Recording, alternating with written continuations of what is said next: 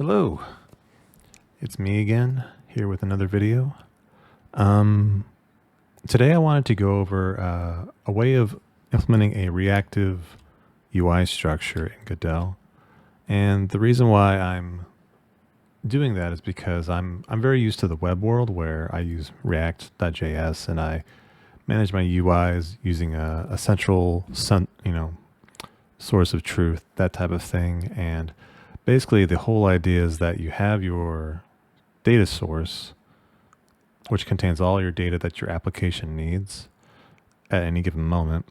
And whenever state changes within that data store, the UI or anything else that might react to that state change updates in the actual UIs. And so the UIs are basically listening for changes to the state and then are updating accordingly as a response. And what's great about that is it limits how much can be out of sync just due to human error. And yeah, so let's just dig into it. So the reason, so what I have here is just a simple UI. So the idea is that here is a item list that stores your saves, for instance. That's why I labeled it as such. You can add new save, delete a selected save, or load a save that's in the list. When you load a save that's in the list, it'll populate values here in this UI. And the name, description, and to-do items are just here to show off how you can update any various item on the fly with reactive updates. So the way you look at this, the way I look at this, well, I guess first of all, I'll show you how it works. Okay, so here's the application itself. And what you can see here is we can start a new save.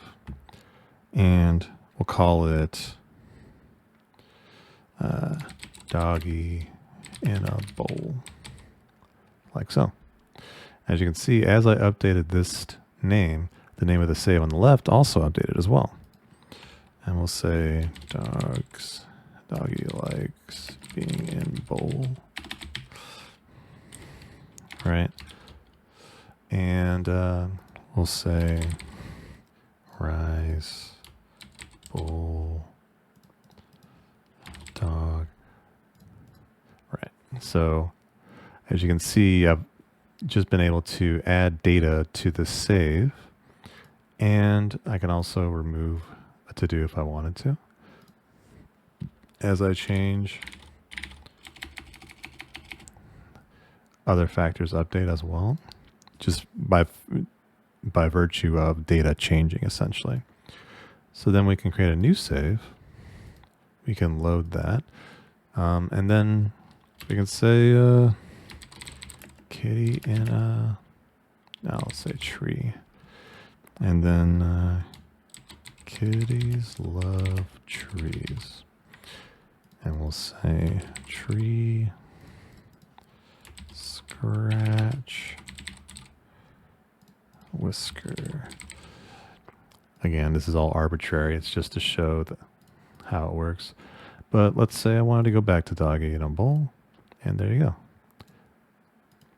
What's happening here is whenever you load a different save, an active value, the active save is being changed. And since that value changed, the UI updated automatically to the state change and loaded the data that's within that save.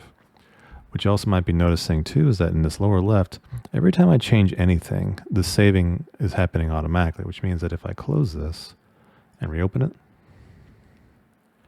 you can see that all the data is still there. And even the last thing I selected is what is being shown by default. And then if I didn't like my kitty in a tree, I can delete that, can close it, reopen, and bam, the same state was left. So how did I do this? Let's see. So the first thing to note is that I'm leveraging the resource system of Godot in that I'm setting up some customized customize resources that I've defined myself. So looking at what a save is, it's a script that extends resource. I can't remember why it has to be a tool. That might not no longer be necessary, but yeah. So you might be able to remove this and be fine, but I just remember having to do that before, so I just kept it going. I give it a class name to refer to, and here are just like your basic structure for it. So it has a name, it has a description, and it has a list of to-dos, right? And the to-do itself is a separate item called a separate resource that just stores a name. Simple, simple. And then I also have some methods on this class that adds a to-do to the to-do array and then removes a to-do from the to-do array. And that's the gist of the raw structure of the data. It's just a list of saves with potential to-dos. And then in the saves structure, it basically holds all the entries, which are all the save values. And then it also stores what the active save is. And then it has functions for creating a new save. And you can see here I'm instantiating a new save when I do that. And then whenever I do that, I just automatically focus the newest save, just because that makes the most sense to me. But you know, your goal might be different. But then I also have a focus, which just makes sure that the active save is the one you passed into it. And then I can also remove a save for the delete function. So again, not too crazy. And then here is where I guess you would say the secret sauce happens. So this data store class is what's used across UIs to be able to manage a central state. And to get it to work properly, you need to make sure you're at the project level, project settings, you hit the globals, and you make sure you add the script you want to be available to other scripts on load. You'll notice it's a node that has access to the signal system in Godot. So as you can see here, I've given a namespace of data store with a lowercase s. I was considering just changing this like to a capital DS or something because it's just like a convention, but you obviously can name it whatever you want. And then just point to that and then make sure it's enabled. So what will happen because of that is that when you start your scene, your game up, this node will automatically be injected into the scene hierarchy, and anything that needs access to it will just have access to it by default. So that's how that works on the onset. Next, I set up a signal called data change. I trigger this signal anytime the data changes, essentially. And to ensure that that's the case, I set up a mutate call. So before we get to that, when this initializes, I make sure to load anything that's already existing. I instantiate a new saves object, and then I make sure that that is stored into the active running saves object. So by default, it's there if we need it. Otherwise, we put in the load data, and then we make sure that anything that is listening to this state change gets the latest update, essentially. And that's where this data emit comes in. So what data emit does is it emits the data change method and then also saves the game. And this is what helps ensure that no matter what you do in the UI here is what you see is what's already been saved, essentially. So you don't have to worry about hitting a save button. That was my goal here, but obviously you can remove this and just let it emit whenever you think it should emit. But what's nice about this is that you don't have to refer to the save every time. You just know that it's going to send out the object that you want to all the UI elements that need it. Now here in the mutate call, I let it accept a callback, which is something, this is just a function that you could pass in like a lambda. And then this is added just in case you're doing a lot of mutations at once and you don't want to trigger data emit until like maybe the last one, for instance. But I haven't had a need for it in this project, but it's there just in case, basically. Then we have simple save and load game options. So we use the resource saver and resource loader. Again, keep in mind that I'm leveraging the resource system to be able to utilize these methods very accurately. So you can structure your data in as classes with properties and then store them using the resource saver and load them for later. So that's the gist of the data store. And then we hop over to the actual test UI. Now this is the UI I've defined here. And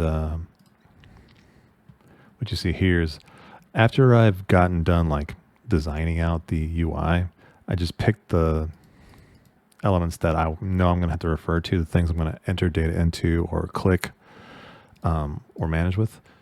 I just put them into the variables here because I just didn't want to access them via a %sign. I also like the IntelliSense that comes from the variable after it's been typed. If I recall correctly, the patch notes for 4.3 might automatically do this part for us instead of, in terms of IntelliSense. I haven't tested that yet, but maybe it's something you don't have to do if you're cool with this this type of %sign access.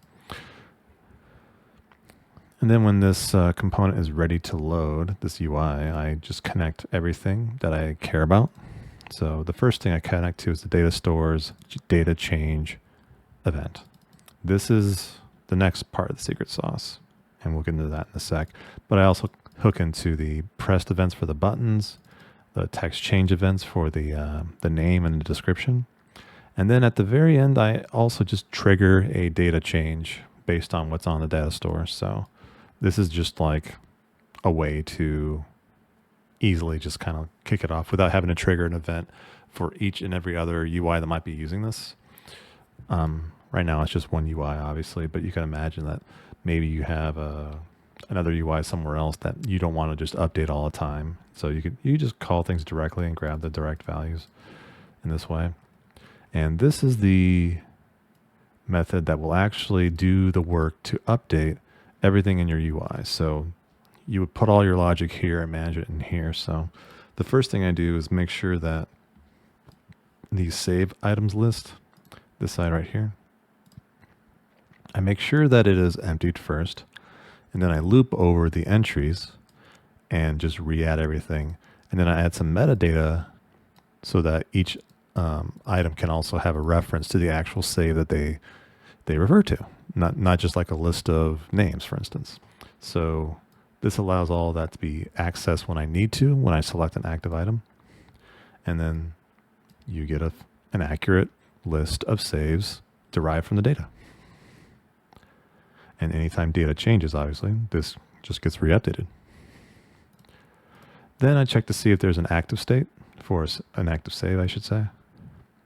And after that, I check to see if the text has changed in any of these for the name and the description. And what I do there, the reason why I do that is because as you type, whenever the set text is called, it'll move the cursor to the beginning of the text field.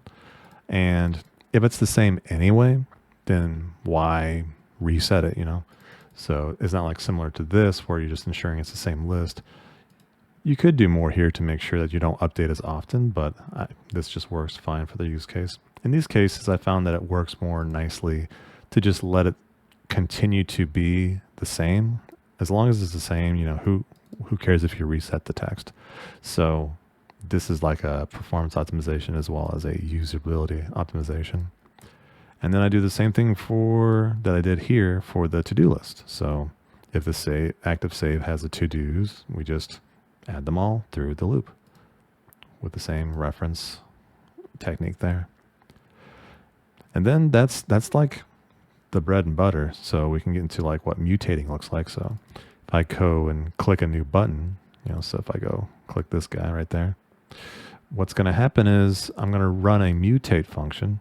I'm going to pass in a callable, and we have access to the saves object that is inside his data store from within there. Now, you could technically go data store dot saves and then dot new save. You could just do that directly if you wanted to. But the benefit of using a mutate method like this is that no matter what, every time you call it, it's going to emit data. So you know that no matter what you do in this function here, every time you do it this way, the resulting value of your data will emit and update anything that has a binding to the onDataChange signal. So this is why I feel like this method works really well. So here I just use the method we've defined before to create a new save. So this just creates a new one, appends it, focuses it, right? And back to the UI.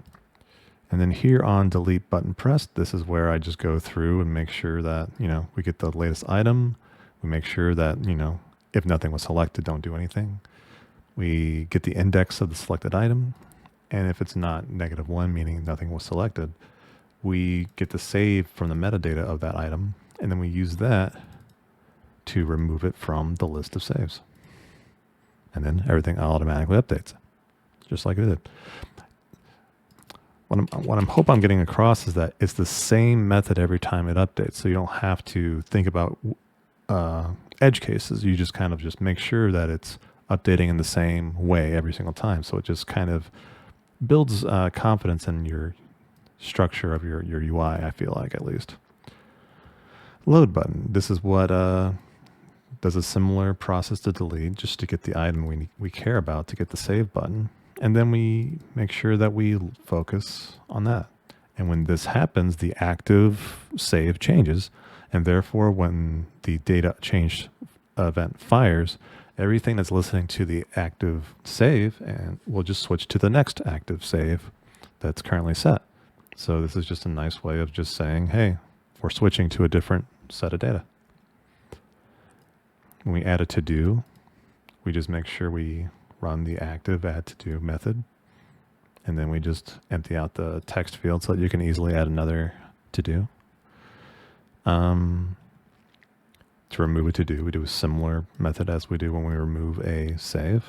So this kind of shows like your data construction can be more complex, and as long as you just structure it in a way that fits and changes it to itself. So like, for instance, if to-dos were like a separate item from save, you would have to somehow include it in the structure so that the mutations will access the updates, So that's just one thing to note, but yeah. And then here are the data changes for the text and name.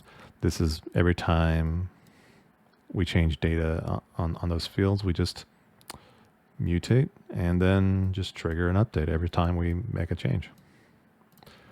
And that's the gist, like that's it. So yeah, what I might just point out too is like, this might not be like the silver bullet for everything necessarily. It is nice in that it kind of helps ensure that your UI is consistently being updated toward the data that you're saving. It also helps ensure that your data is being saved, and if you follow the way I follow it there. But it is nice that,